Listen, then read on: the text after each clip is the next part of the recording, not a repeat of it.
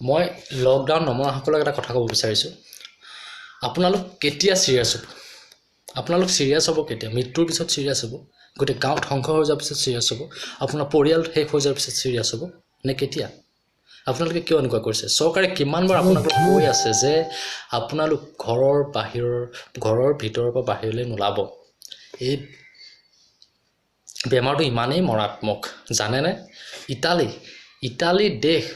10খন Italy দেশ লগালে আমাৰ এখন ভাৰত হ'ব ইমানে কম সংখ্যক জনসংখ্যা থকা এখন দেশ ইটালীত এতিয়া ধ্বংসাত্মক দেখিছে কৰোনাই কি অৱস্থা কৰিছে তেন্তে ভাবি চাওক আমাৰ ভাৰতত কিমান কোটি কোটি মানুহ আছে যদি ভাই যায় বেমাৰ তেন্তে কেনেকুৱা পৰিৱেশৰ সৃষ্টি হ'ব ভাবি চাইছেন সুনামি সৃষ্টি হ'ব মই ক'লো কি আপোনালোক প্লিজ লকডাউন ভংগ নকৰিব ঘৰৰ ভিতৰতে থাকক এতিয়া মই নিউজ চেনেল কিছুমান পাই আছোঁ কিছুমানে চেদা আনিবলৈ গৈছে কিছুমানে ৰাস্তা খালি পাই বাইক ৰেচিং কৰিছে কিছুমানে মাছ ধৰিব গৈছে কিছুমানে চোলাই আনিব গৈছে কিছুমানে কেপিচি খোৱা আনিবলৈ গৈছে কিছুমান বিনা কাৰণত ওলাই আহিছে লকডাউননো কি চাবৰ কাৰণে ওলাই আহিছে অ' মাই গড কেনেকুৱা মানুহ আপোনালোকে লকডাউন কি চাবলৈ ওলাই আহেনে বুজি পোৱা নাই কি লকডাউন কি বেমাৰটো গাত লাগিলে বুজি পাব আপোনাৰ গাত লগাটো ডাঙৰ কথা নহয় আপোনাৰ জীৱনক লৈতো আপোনালোকে সচেতন নহয় কিন্তু আপোনালোকৰ গাৰ পৰা যে আন 10 জনলৈ বিয়পি যাব সেইটো কথা ভাবি চাইছেনে নাই আপোনালোক মৰিব বিচাৰিছে মৰি যাওক কিন্তু বাকীবোৰতো জীয়াব বিচাৰিছে জীৱন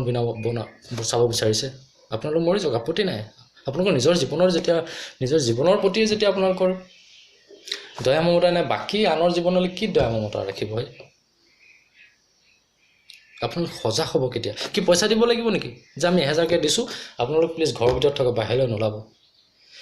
নে কিম জং উত্তৰ কোৰিয়াৰ ৰাষ্ট্ৰপ্ৰধান তেওঁলোকে হ'ব লাগিব নি আমাৰ ইণ্ডিয়াখন যে দেখা মাত্ৰকে শ্বুট কৰি দিওঁ উত্তৰ কোৰিয়াত কি কৰিছে জানেনে চীনৰ মানুহক দেখা মাত্ৰকে গুলিয়াই দিছে গম পায় আমাকো এইটো লাগু কৰিব লাগিব নেকি যে যিসকলে লকডাউন ভংগ কৰিছে যাক দেখিছে শ্বুট কৰি দিওঁ আপোনালোক সেইটো কৰিলে ভাল পাব আপোনালোক সেইটো কৰিলেও ভাল নাপায় আপোনালোক সেইটো যদি কৰে আপোনালোক কেনেকৈ ওলাই আহিব গম পায়নে কেনেকৈনো বুলি কৰিছে চাওঁগে বুলি আপোনালোক ওলাই আহিব এনেকুৱা মানুহ ইমান কিয় বুজাই আছে আমাৰ জীৱনৰ কাৰণে চাওকচোন ডক্টৰ নাৰ্ছ চাফাই কৰ্মী পৰা পুলিচ প্ৰশাসনে নিজৰ জীৱন উৎসৰ্গা কৰি আমাক বচাব চেষ্টা কৰি আছে আজি ডক্টৰবিলাক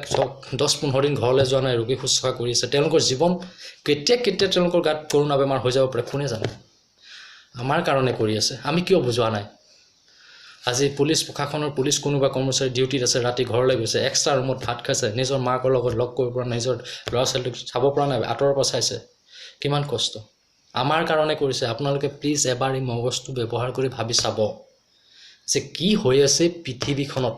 আমেৰিকা হেন ছুপাৰ পাৱাৰ আজি ধ্বংসস্তূপত পৰিণত হৈছে আমাৰ ভাৰতটো এখন উন্নয়নশীল দেশ ভাবি চাওক প্লিজ মই এটা কথাই কৈছোঁ আপোনালোকে নিজৰ জীৱনটো চাওক আনৰ জীৱনটো বচাওক প্লিজ আপোনালোকে অন্ততঃ নিজৰ পৰিয়ালটোৰ বিষয়ে এবাৰ চিন্তা কৰক পৰিয়ালটোৰ বিষয়ে এবাৰ চিন্তা কৰি ঘৰৰ পৰা নোলাব বাকীবোৰ কথা বাদ দিয়কচোন বাৰু বুজক নহ'লে ইয়াত অসমখন ধ্বংস হ'বলৈ বেছি দিন নালাগে এনেওতো ধ্বংস হৈছেই দিল্লীৰ পৰা আহি নিজামুদ্দিনৰ পৰা আহি কিছুমান ধৰ্মৰ কাৰণে ধৰ্মৰ ঊৰ্ধত গৈ আজি অসমখনকে ধ্বংস কৰাব বিচাৰিছে এতিয়া কিছুমান লুকাই আছে এতিয়াও ওলাই আহি দেখা দিয়া নাই ভাবিছোঁ আপোনালোক সচেতন হওক পৰিয়ালটো সচেতন হওক আনকো বচাওক প্লিজ আৰু মই বৰহলা বেকাজানবাসী যিসকলে গেলামালৰ দোকান খুলিছে মই তেওঁলোকক এটাই অনুৰোধ কৰিছোঁ প্লিজ ছ'চিয়েল ডিষ্টেঞ্চটো বজাই ৰাখক মই অলপ আগত বজাৰ কৰিব গৈছিলোঁ তাত দেখিলোঁ মানে ছ'চিয়েল ডিষ্টেঞ্চটো মানে মনা নাই দিছে দোকানীজনে যে ছ'চিয়েল ডিষ্টেঞ্চ কৰি ৰাখক কিন্তু মানুহবিলাক গৈ আকৌ একোট হৈ মানে বস্তুটো নেপাবলৈকে এনেকুৱা বিহেভ কৰিছে নিজেতো জনা উচিত আমি যে ছ'চিয়েল ডিষ্টেঞ্চটো মনা উচিত প্লিজ আপোনালোকে ছ'চিয়েল ডিষ্টেঞ্চ মানি দোকানৰ কাৰ্যক্ৰম চলাই যাওক